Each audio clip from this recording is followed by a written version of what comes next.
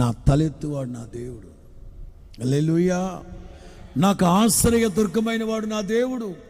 నా దేవుని సహాయము వలన నేను ప్రాకారాలు దాటేస్తాను, యుద్ధాలు జయిస్తాను. ఈ రాత్రి నేను మీకు చెప్పదలసిన అంశం,